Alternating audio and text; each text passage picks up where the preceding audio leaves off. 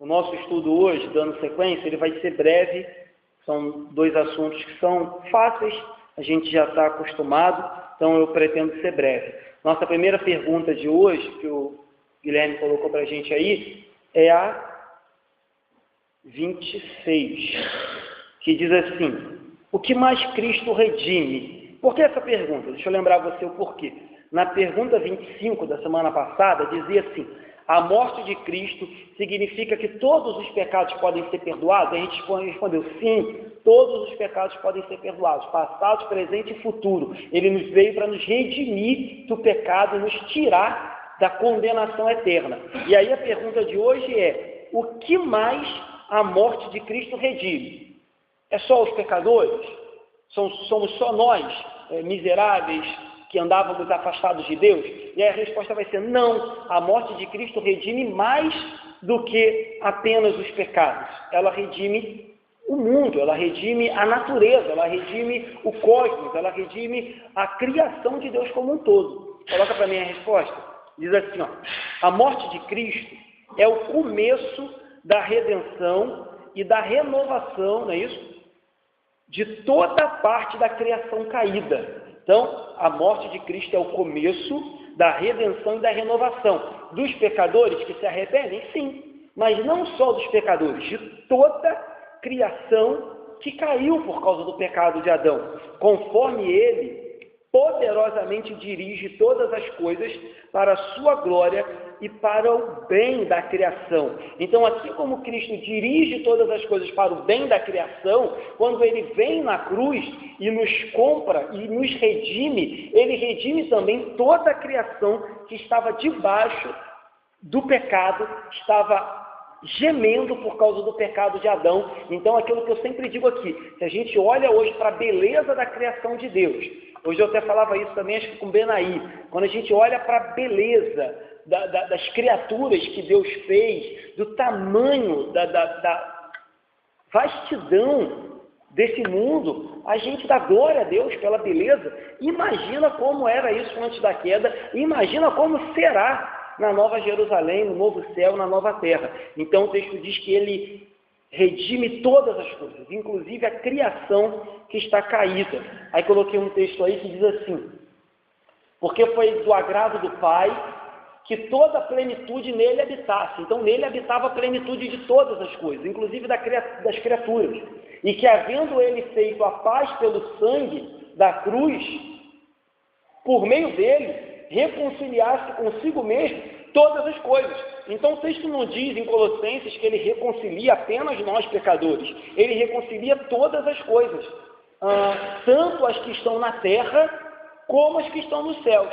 É claro que esse texto é um texto às vezes usado de forma errônea para dizer que quando Cristo reconcilia todas as coisas, quer dizer que todo mundo foi reconciliado. E a gente sabe que não é isso. Na próxima pergunta a gente vai falar. Não é todo mundo que vai ser reconciliado, porque nem todos confessam Jesus como Salvador. Quando diz que ele reconcilia todas as coisas no céu e na terra, os anjos que se rebelaram e pecaram com o diabo, com Satanás, não vão ser redimidos, porque eles pecaram, se rebelaram e foram lançados no inferno. Então, quando o texto diz que ele redime todas as coisas, é no sentido de redimir toda a criação, inclusive as coisas que estão no céu e na terra. Então, queridos, Cristo é o nosso Redentor, isso a gente já falou muito na semana passada. Ele veio ao mundo para redimir o seu povo, para selecionar um povo santo, para separar a sua igreja, para nos tirar do lamaçal de pecado, para nos dar vida com abundância, tudo isso por meio do seu sangue. Isso a gente já falou muito na semana passada. Nos lavou do pecado,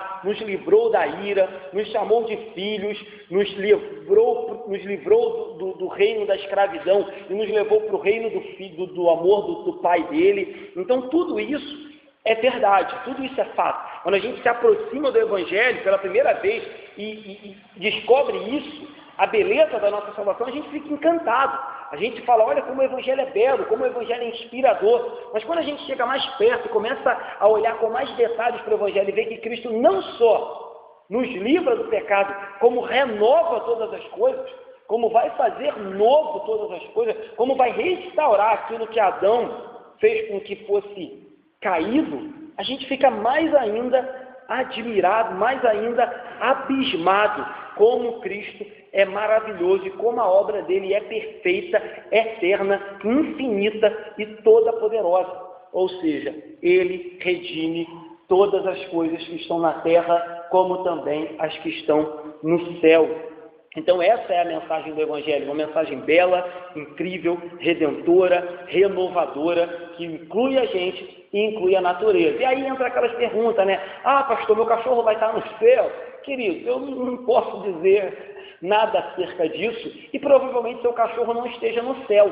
Mas é verdade, eu creio nisso, que no novo céu, na nova terra, na nova Jerusalém, nós teremos os animais lá. Viveremos em harmonia, inclusive os animais, né? Tem um salmo que diz que o leão e a corça não mais brigarão. Então viveremos, inclusive, em harmonia na relação animal. Então, com certeza, deve ter cachorro, deve ter gato, deve ter passarinho, mas não me pergunte se seu cachorro vai estar lá, porque tem gente que ama tanto os cachorros que quer que os cachorros estejam no céu, né? Então, se tiver lá, bom para você. Mas se não tiver, vai ter outros e aí você se alegra com os outros que vão ter lá. Então, eu creio que Deus vai fazer novo todas as coisas, inclusive as criaturas. E aí, né, pense que coisa louca, gente, mas eu acredito nisso. Você chegar no céu e se deparar com dinossauros.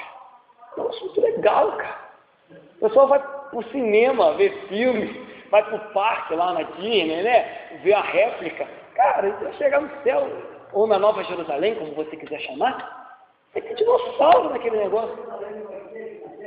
Essa é a questão. A gente já falou sobre isso aqui eu não sei se foi no estudo de segunda ou se foi no culto mesmo, ou numa escola dominical. Existem algumas teorias acerca do reino, né, vindouro. E é por isso que eu sempre falo, ou Nova Jerusalém, ou novos céus, nova terra. Por que acontece? Existe uma linha teológica e ela é a mais comum na igreja. E às vezes a igreja até pensa assim pelo fato do pastor falar muito de céu, vamos para o céu, vamos para o céu. Mas a linha tradicional, a linha mais antiga, né, diz que quando a gente morre, a gente vai ficar no céu com Deus.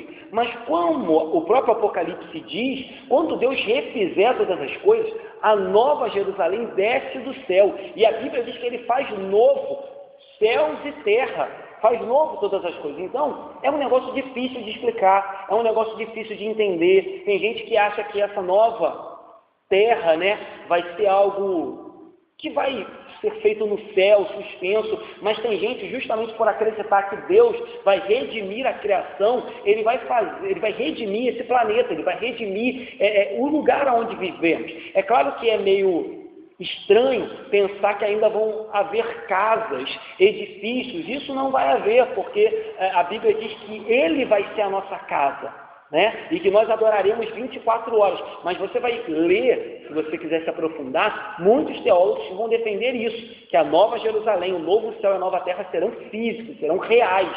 E eu tenho uma tendência a preferir essa interpretação, apesar de não ser muito expert em Apocalipse, então eu sempre prefiro apresentar essas duas ideias. Tem gente que acha que não, que vai ser algo espiritual, que vai ser algo no céu mesmo, entendeu? Mas a Bíblia diz que nós teremos corpos, assim como Jesus tinha. Então, alguns teólogos vão dizer, poxa, é meio incoerente, a gente vai ter corpo e vai ficar no céu, um lugar onde é um lugar incorpóreo, onde tem anjos, né? Mas aí outros vão dizer, não, mas Jesus está lá no céu agora e ele tem corpo glorificado. Então, qual o problema da gente estar lá com o corpo glorificado? Então, tem várias teorias. O que importa é que todo mundo acredita que a gente vai encontrar com o Pai.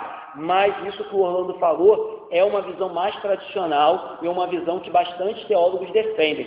Que enquanto Jesus não voltar e a gente morrer, a gente aguarda no céu em alma, em espírito. Mas quando Cristo vier e fizer nova todas as coisas, nós habitaremos, reinaremos num reino novo, né? E aí as coisas vão ser diferentes, não dá para explicar com detalhes, mas se você tiver curiosidade, procure aí vídeos na internet, livros, que vão explicar essas duas linhas acerca do reino vindouro, né? Você vê muita Bíblia falar de reino vindouro, então, né, parece que não é apenas algo imaterial, onde as almas vão ficar vagando, não, parece algo concreto mesmo. E se a natureza vai ser redimida, por que a natureza seria redimida aqui embaixo, se nós ficaríamos eternamente no céu? é algo que não encaixa muito. Então, é difícil de falar, mas o que o Orlando falou é verdade, muita gente defende. É mais uma daquelas pegadinhas que eu digo, anota no caderninho, quando chegar lá a gente tira a dúvida, a gente vai ver como vai ser. Aí a gente sempre fala, pô, pastor, não era daquele jeito que o senhor falou, era diferente, era do jeito que o senhor acreditava. A gente conversa, vamos ter a eternidade para conversar e perceber o que era de verdade. Então, irmãos, nós vemos a salvação tornar-se mais bela quando a gente percebe que o plano de Deus ele é global, ele envolve não apenas nós, mas toda a criação. Claro, somos a coroa da criação, mas todas as vezes que Deus criou e terminava o dia, ele olhava e dizia que era bom o que ele fez, era bom, certo? Quando ele enviou o seu filho, ele poderia ter enviado uma alma, um espírito, um anjo, ele enviou o filho dele em carne, então sinal de que ele tem desejo de regenerar essa carne, de nos levar de volta ao plano original do Éden, nos levar de volta àquilo que o filho dele se tornou. Então o plano de Deus envolve toda a criação vive hoje, em cativeiro, vive gemendo por causa da queda, mas a Bíblia nos é bem clara em dizer que ele, o Cristo, veio para redimir todas as coisas. Então olhar para a criação como aquela que também espera e deseja a redenção nos traz esperança de, num futuro, ver uma criação bela, perfeita e maravilhosa, onde nós desfrutaremos dela, certo? E também nos traz uma motivação para também hoje, dentro do possível, zelar pela criação. Ainda que hoje ela não seja perfeita como vai ser, nós devemos zelar pela criação e ter esperança de que esse mundo não está abandonado. Não é isso que a Bíblia diz? Deus cuida da ave, Deus cuida da semente do campo, que hoje está lá, amanhã lançada no fogo. Então, se Deus cuida, quem somos nós para menosprezar? Então, isso também traz um sentido de cuidado. É uma coisa falar, Deus cuida da gente, mas a Bíblia diz que Deus cuida das mínimas coisas, dos mínimos detalhes. Então, isso é muito importante. Botei um trecho aí, não botei, Guilherme? Não botei nenhum catecismo, não. Botei um trecho do Hernandes. Vamos ler o texto de Romanos? Texto de Romanos, capítulo 8, do 19 ao 21. Romanos 8, do 19 ao 21. Vai dizer assim, Romanos 8, do 19 ao 21. A ardente expectativa da criação aguarda a revelação dos filhos de Deus. Então, primeiro diz que a criação tem uma expectativa que os filhos de Deus se revelem. Versículo 20. Pois a criação está sujeita à vaidade, não voluntariamente, mas por causa daquele que a sujeitou. Versículo 21. Na esperança de que a própria criação será redimida do cativeiro, da corrupção, para a liberdade da glória dos filhos de Deus. Então, comentando esse texto que a gente leu acerca da criação que espera a redenção e que hoje ela está gemendo debaixo da queda, o Hernandes ele faz 3 comentários. Vamos ler ali no slide. Ele diz assim, primeiro ponto, a redenção da criação está conectada com a glorificação dos filhos de Deus. Então, quando a gente for glorificado, quando Cristo voltar para fazer nova todas as coisas, a redenção da criação vai acontecer. Aí ele diz, a criação foi amaldiçoada por causa do pecado do homem, e será redimida do cativeiro da corrupção na glorificação dos salvos. Então, a natureza espera até que ela também será redimida. Segundo ponto, ele diz assim, a criação vive como que na ponta dos pés, como se estivesse na ponta do pé, olhando para frente, querendo olhar por cima do muro, olhar à frente da multidão. Por que a criação está nessa ponta dos pés? Ele vai dizer, esticando o pescoço, olhando para o futuro, que virá trazendo em suas asas a restauração de todas as coisas. Então, a expectativa que a criação tem é como se fosse uma criança na ponta dos pés, olhando para o futuro, esperando que Cristo venha. Maranata, a hora vem, Senhor Jesus, para que ela também seja restaurada. Então, essa é a expectativa. Ponto 3. A criação não se contorce com os gemidos da morte. Quando diz que a criação geme, o Hernandes diz, olha, ela não geme um gemido de morte, de lamento, de horror. Olha o que ele diz, mas ela geme como uma mulher que está para dar à luz. Então, ela sente dor, é verdade, mas é uma dor por um bem que está por vir, por uma criança que está por nascer. E a criação é a mesma coisa, ela geme hoje, é verdade, por consequência do pecado do homem, mas ela geme por causa de uma expectativa de algo melhor que virá. Aí ele termina dizendo, seus gemidos não são de desespero, mas de gloriosa expectativa. Ou seja, é um negócio também muito lindo de se pensar, que a natureza, os pássaros, os animais, as árvores, têm expectativa da volta do Senhor Jesus. É um negócio doido, mas é um negócio muito lindo de se pensar. Alguém quer falar, queridos? Não? Então vamos para a próxima, Guilherme. Bota aí para mim aí a pergunta. E aí, irmãos, com base naquilo que eu falei na pergunta anterior, que alguns podem pensar, se Cristo redime todas as coisas, então está todo mundo dentro. Aí vem a pergunta próxima, diz assim, assim como todas as pessoas estavam perdidas por meio de Adão, todas elas são salvas por intermédio de Cristo. Essa pergunta ela vem logo na sequência, porque uma vez que você diz que Cristo redime todas as coisas no céu e na terra, alguns podem pensar, então beleza, pastor, vai geral ser salvo. Está todo mundo salvo. Independente do que cada um faça, vai todo mundo para o céu, porque Cristo redime geral. E não é por aí. A gente sabe, como eu disse, que quando diz que Cristo redime todas as coisas, está falando de uma forma genérica de toda a criação. Homens, animais, plantas, enfim, tudo que ele fez, certo? Então vamos ver a resposta? Coloca para mim, Guilherme, qual é a resposta? Ele vai dizer, não são todas as pessoas que vão ser salvas, somente aquelas que foram eleitas por Deus e unidas a Cristo pela fé. Ou seja, se não crê em Jesus, se não confessar Ele como Salvador, se não for unido a Ele pela fé, como a gente tem pregado aqui constantemente, justificação pela fé, somente pela fé, não se compra, não se vende, não se acha em lugar nenhum. Se não for, não vai ser salvo. Então, não. Somente aqueles que foram eleitos por Deus e unidos a Cristo pela fé. Mas, aí ele traz um porém que é interessante comentar. Em sua misericórdia, Ele, que é Deus, demonstra a graça comum, até mesmo em relação àquelas que não são eleitas, ao restringir os efeitos do pecado e capacitar obras de sabedoria para o bem-estar humano. Então vamos comentar esse finalzinho, que ele é um pouco mais interessante, não que seja mais importante, mas tem um desenvolvimento melhor, mais fácil não, mais interessante do que o primeiro, pelo fato de que o primeiro a gente já sabe, que não é todo mundo que vai ser salvo. A gente sabe, a Bíblia fala constantemente que muitas pessoas vão para o inferno. A Bíblia fala constantemente que largo é o caminho e espaçosa é a porta que conduz para a perdição. E a porta que vai para a salvação é estreita, apertada, e estreito o caminho. Então isso aí é fato. Todo crente sadio sabe que vai ter gente que vai para o céu e vai ter gente que vai para o inferno. Mas esse finalzinho ali, esse segundo porém, é importante pelo fato dele dizer que apesar de nem todos serem salvos, porque nem todos creem em Jesus e entregam sua vida a Ele, Deus demonstra graça para todos.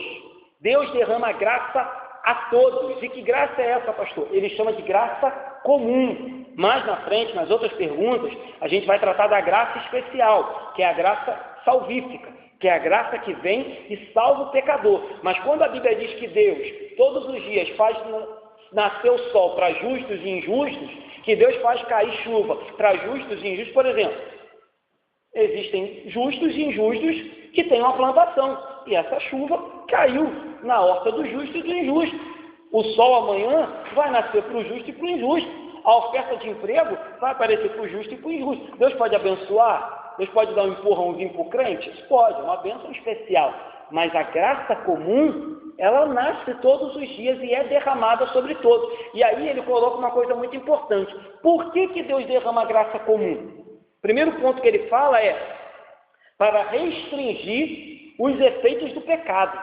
Então, se a graça comum não fosse derramada sobre o ser humano como um todo, a gente ia viver aquilo que eu falo sempre aqui, na selva. Nós íamos viver no inferno literalmente. Se hoje já é difícil conviver com o pessoal matando, roubando, adulterando, traindo, agredindo, e a graça comum refreia o efeito do pecado, imagina se Deus fizesse assim, ó, tira a graça comum e larga todo mundo a seu bel prazer. Nós teríamos milhares de Hitlers, milhares de beira-mar, milhares de pessoas perversas, e talvez nós fôssemos um deles, se a graça comum não tivesse nos freado. Se a graça comum não tivesse nos segurado e falado, opa, botado um limite na nossa vida antes da gente conhecer Jesus, a gente teria perdido a linha. Então, a graça comum botou limite. Então, a graça comum ela é dispensada para frear os efeitos do pecado. E também para capacitar obras de sabedoria para o bem-estar humano. Então, quando Deus derrama talentos sobre o ímpio, medicina, tecnologia, sabedoria, remédios, médicos que fazem operações de câncer, novos tratamentos, tudo isso que Deus derrama é graça comum para bem-estar humano. Então, a graça comum de Deus trabalha de um lado, freando o pecado para que a gente viva uma vida dentro do razoável, boa, e também derramando talentos, dons, bênçãos, inclusive para os ímpios, para que eles possam abençoar a comunidade como um todo, certo? Nós frequentamos médicos, nós pegamos ônibus, nós, enfim, trabalhamos, e às vezes, no dia a dia, 24 horas, nós estamos em contato com pessoas que são ímpias, mas que a gente olha para aquelas pessoas e diz, essa pessoa tem um talento, essa pessoa, de uma maneira indireta, abençoa a minha vida. É o meu patrão, ele é ímpio, mas de uma forma indireta, ele está abençoando a minha vida, me deu um emprego.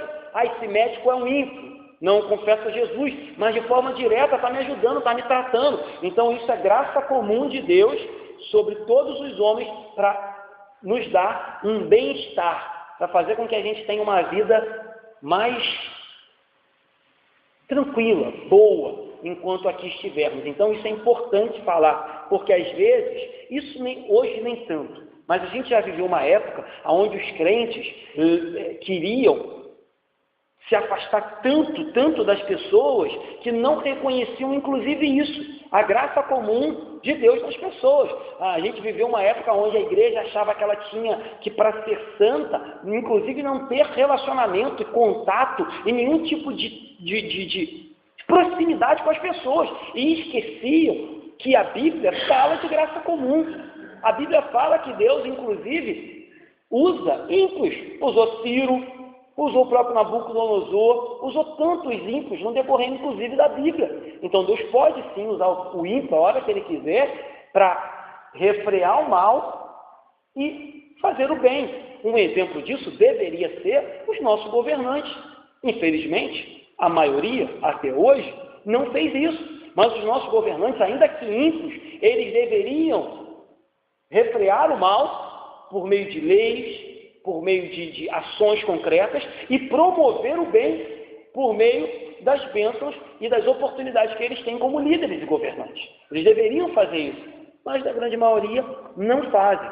Então, irmãos, voltando, recapitulando, sabemos que nem todos vão ser salvos, isso é fato, a Bíblia fala isso de forma muito clara. Mas, inclusive, aqueles que não são salvos são agraciados com a graça comum de Deus, e nós devemos sim nos beneficiar dessa graça comum. Devemos sim reconhecer, fulano é um ótimo doutor, ainda que ele não dê glória a Deus, eu dou glória a Deus pelo que ele fez. Fulano é um ótimo cientista, fulano fez uma música bela, um ótimo compositor, fulano é um ótimo pintor, fulano é um ótimo cinegrafista, fez um filme maravilhoso. Ainda que ele não dê glória a Deus, eu dou glória a Deus, porque a minha vida é abençoada por meio daquilo que Deus está usando aquele ímpio para fazer. Então, a gente tem que reconhecer, todo bem vem de Deus, nada vem do capeta, todo bem vem de Deus, ainda que seja um ímpio fazendo. Tem aquela piada, né? Dizem que é verdade, eu prefiro acreditar que é uma piada, que a crente estava passando necessidade em casa, e ela orou a Deus pedindo uma cesta básica, e de repente bateram no portão dela, e o camarada com a cesta básica deu, ela agradeceu, obrigado, botou para dentro. Ele, você vai botar para dentro sem perguntar quem foi que mandou? Ela, quem foi que mandou? Aí o cara fala, foi o diabo que mandou. Ela falou, que bom, porque quando Deus manda, até o diabo obedece. Ou seja, todo bem vem de Deus. Todo bem vem de Deus, ainda que seja um ímpio fazendo. Vem de Deus. Ainda que ele não dê glória a Deus, eu vou dar glória a Deus. Glória a Deus porque Deus usou esse ímpio. Glória a Deus porque Deus permitiu que fulano estudasse, que fulano fizesse isso, aquilo. Então a minha glória vai ser sempre para Deus. Em segundo lugar, posso até agradecer. Fulano, muito obrigado aí pelo que você fez, tal. Mas em primeiro lugar, a glória de Deus. Não foi o diabo que fez, nem foi aquela própria pessoa que fez do seu próprio arbítrio. Foi Deus que operou por meio dela. Então, esse ponto aí eu queria salientar isso. Então, Deus derrama talentos, derrama graça comum sobre homens e mulheres todos os dias sobre a face da terra. Essa influência do Espírito Santo, ela habita em todo mundo, freando o mal e derramando bênçãos, inclusive sobre os ímpios, certo? Porque Deus, ainda que, repito, no final lá, ele vai julgar pecadores e vai condená-los, Deus é o criador desse negócio. Deus é o dono desse negócio. Então, também lhe interessa que, dentro do possível, haja uma ordem nesse negócio. Que dentro do possível, as pessoas vivam bem, até porque ele é o comandante desse navio aqui. É ele que está comandando. Já falei isso aqui, ainda que às vezes a gente olhe para tanta maldade, para tanta coisa ruim, e fale, pô, o negócio está muito feio, parece que Deus nos largou. Jamais permita que isso tome conta do seu coração. Ele comanda esse navio aqui. Ah, pastor, mas e o mal? Já falei aqui. Às vezes Deus permite o mal para que cumpra os seus próprios propósitos, como foi na vida de Jó e na vida de tantos outros servos de Deus que sofreram mal. Então, às vezes o mal é para nos ensinar, às vezes o mal é para nos quebrar, às vezes o mal é para testar a nossa fé, às vezes o mal é para nos mudar, nos transformar. Então, mesmo o mal está debaixo da soberania de Deus. Satanás não faz nada. E se faz, é porque Deus permite ou manda. Né? Já falei isso aqui uma vez. Dizia Lutero, Satanás é o cão de Deus. Deus mantém ele na coleira. Quando Deus quer, Deus dá um pouquinho de corda. Ele vem, late, nos bota o medo, às vezes até nos arranha. Mas quando Deus puxa e fala, senta, Satanás senta. Ele é o cão. Ele está na coleira. Deixa eu ver se tem mais alguma coisa aqui para falar. Desde o início do mundo, o Espírito Santo opera essa influência, certo? Então, se por um lado aprendemos que nem todos serão salvos, aprendemos que todos podem ser agraciados por Deus e podem nos beneficiar por meio da bênção, certo? Oi. Deus tem uma bênção especial para nós, mas essa bênção que Deus deu para nós, ele levou para as pessoas. Meu pai trabalhou muito tempo por uma bênção. Minha mãe sempre falava, essa bênção vai ficar para você, porque outras pessoas vão se beneficiar por essa bênção. Porque a bênção, ela diz a bênção é sua. Deus tem reservado para você. Mas outras pessoas se beneficiaram pela bênção que era dele. Deus tinha prometido para ele. Mas os ímpios, muitos outros ímpios, é claro que existem proporções de bênçãos, né? Mas, de uma forma geral, pegando o que a diaconisa Leila falou, toda bênção que Deus nos dá, de uma forma ou de outra, deve, sempre que possível, abençoar o próximo, ainda que seja por um testemunho. Ainda que seja. Vamos supor que Deus curou você de uma doença. Indiretamente, essa bênção não vai abençoar o outro. Mas, indiretamente, essa bênção serve de testemunho para que as pessoas possam ver que você tem um Deus poderoso que cura. E você vai ter ali uma ponte, uma oportunidade, uma brecha para falar do seu Deus que curou. Então, eu sei que existem proporções. Às vezes a bênção é tão grande mesmo que transborda. Mas no original, no plano de Deus, toda a bênção que vem na nossa vida é para nos abençoar, mas tem que dar sequência. Tem que passar. Né? Se tu uma bênção, são as palavras de Deus diversas vezes para os patriarcas, se tu uma bênção, te abençoarei para que tu abençoe, né? Para que seja pai de multidão, as famílias da terra serão abençoadas por meio de ti. Então você vê Deus sempre falando de algo grande, não, repito de novo, de grandes proporções, mas algo que chegaria na nossa vida e que as pessoas que estão à nossa volta viriam a mão de Deus e, se possível, seriam também abençoadas. Uma coisa muito prática, né? Fácil de se dizer, é as próprias finanças nossas. Temos direito de se beneficiar das nossas finanças. Temos direito de viajar, de comer bem, de nos alegrar, de nos divertir. Mas as nossas finanças têm sim como um propósito e devem ter sempre um propósito também de abençoar alguém, de abençoar o próximo, de fazer alguma coisa dentro das nossas possibilidades. Todo mundo tem condição de abençoar. A gente só tem que ter prioridade. A gente só tem que ter... Além de prioridade, me fugiu a palavra, a gente tem que ter compromisso de entender que dentro da bênção que Deus nos dá mensalmente, a gente tem que reservar algo para abençoar alguém. E estar sempre pronto para que, se preciso for, abençoe alguém. Então, falando de bênção financeira, né? Mas todas as demais, acredito eu, que devem abençoar o próximo, sim. 2 textos aqui que eu separei, rápido, vou apenas ler, para falar acerca da salvação, né? Como eu disse, que não são todos que são salvos, e aqueles que são salvos, Deus sabe quem são. João 6,39 diz: e a vontade daquele que me enviou é esta, que nenhum de todos aqueles que me deu se perca, mas que eu ressuscite no último dia. Ressuscite todos, né? O que Jesus diz, eu os ressuscite no último dia. É o texto de João 6,39. Então você vê que Jesus não fala assim, olha, o Pai me deu, mas alguns eu vou ressuscitar, outros não, alguns eu vou salvar, outros não. Ele diz, a vontade de quem me enviou é esta, que nenhum de todos os que me deu se perca. Né? É um texto apenas, tem aquele que Jesus diz, da minha mão ninguém arrebata, né? Ele diz para Maria também, eu ressuscitarei, ainda que morra viverá, certo? Aquele que crê em mim tem a vida eterna. Então, no plano de Deus, os salvos não são uma dúvida, ou não são uma incógnita, os salvos são certos, é a igreja, ele sabe quem são, ele conhece pelo nome. A Bíblia diz que antes que nós nascêssemos o nome já estava escrito, que a nossa vida, todos os dias, o Salmo diz isso, estão escritos e determinados. É o 139 que diz isso? Agora fugiu a memória.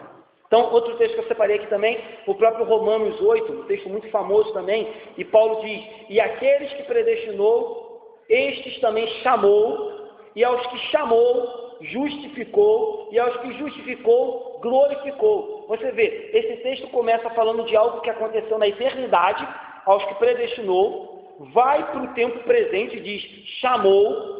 Então ele chamou todos, não foram alguns. Todos os que na eternidade ele predestinou, ele chamou. E esses que ele chamou, o texto diz, justificou, todos eles. E os que justificou, mais ainda. E aí mexe com a nossa mente também, a gente fica doido. Glorificou. Como pastor que glorificou, se a glória é só quando Jesus voltar ou quando a gente morrer, Deus está fora do tempo. Deus vê todas as coisas. E para ele já vê todos nós glorificados. Então, para ele não é uma incógnita, quem eu vou salvar? Quem será que vai se salvar? Será que Guilherme vai ficar firme até o fim? Deus sabe de todas as coisas, porque ele mesmo já tem tudo escrito, certo? Então, sabemos que não são todos que vão ser salvos em Cristo, mas Deus sabe quem são, e o número, ele sabe qual é. É o número daqueles que fazem parte da sua igreja desde todos os tempos e até que ele volte para nos buscar. Beleza, gente? Acho que era isso. Coloquei mais um slide aí. Vamos ler aí para a gente terminar o nosso estudo de hoje. Pergunta 61 do Catecismo Maior de Westminster. Serão salvos todos os que ouvem o Evangelho e pertencem à igreja? Nem todos os que ouvem o Evangelho e pertencem à igreja visível serão salvos, mas unicamente aqueles que são membros verdadeiros da igreja invisível, essa igreja que Deus tem em todas as eras, em todos os lugares, até que ele volte. Então não basta ser membro da igreja e ter ouvido o Evangelho, tem que ter fé verdadeira, depositada no Senhor Jesus, se arrepender dos seus pecados e viver em novidade de vida. Pergunta 65. Quais são os benefícios especiais de que gozam por Cristo os membros da igreja invisível? Os membros da igreja invisível gozam por Cristo da união e comunhão com Ele, em graça e glória. Então, só os membros da igreja invisível têm esses benefícios. Próximo, Guilherme. Pergunta 20 do Catecismo de Heidelberg. Todos os homens, então, tornam-se salvos por Cristo, assim como pereceram em Adão? E aí o texto diz, não, somente aqueles que pela verdadeira fé são unidos a Cristo e aceitam todos os seus benefícios, só esses serão salvos. Os que têm fé em Cristo e são unidos a Ele. E o último ali é a Confissão de Fé de Westminster, capítulo 8, de Cristo, o mediador. Diz assim, Cristo, certa e eficazmente, aplica a redenção em todos aqueles que Ele adquiriu. Então, quando a gente diz aqui que Cristo comprou na cruz, Ele comprou com o seu sangue. E se comprou, não tem devolução. Se comprou, não se pede, comprou. Então, quando Ele compra, Ele aplica eficazmente em todos esses que foram comprados a salvação. Aí o que Ele faz por eles? Fazendo intercessão por eles, revelando-lhes na palavra e pela palavra os mistérios da salvação, eficazmente persuadidos pelo Espírito. Então Ele vem e nos persuade, nos convence, abre o nosso coração, abre os nossos ouvidos, tira a venda, Ele nos persuade pelo Espírito a crer e obedecer, governando seus corações pela sua palavra e pelo seu Espírito. Então Ele governa os corações daqueles que Ele comprou, superando todos os inimigos deles, e por seu poder onipotente e pela sua sabedoria. Então Ele lança por terra os nossos inimigos, lança por terra os nossos pecados, lança por terra tudo aquilo que nos mantinha cativos, porque Ele nos comprou e nos colocou em liberdade, de tal maneira e por tais meios, mais conforme a sua maravilhosa e inescrutável dispensação. Então, irmãos, acho que isso era tudo que eu tinha. Eu não li o texto, né? Eu li o texto? Volta lá para mim. Eu tinha botado um versículo bíblico e não li. O texto de Romanos, para a gente encerrar, diz: porque se pela ofensa de um só a morte reinou, a ofensa de Adão, muito mais, aí olha o específico aí, os que recebem a abundância da graça e do dom da justiça reinarão em vida por um só, Jesus Cristo. Então, é por um só mesmo, mas para quem? Para os que recebem a abundância da graça. Para aqueles que não recebem Cristo como único sustento e Salvador, infelizmente o destino é o castigo eterno. Amém, queridos?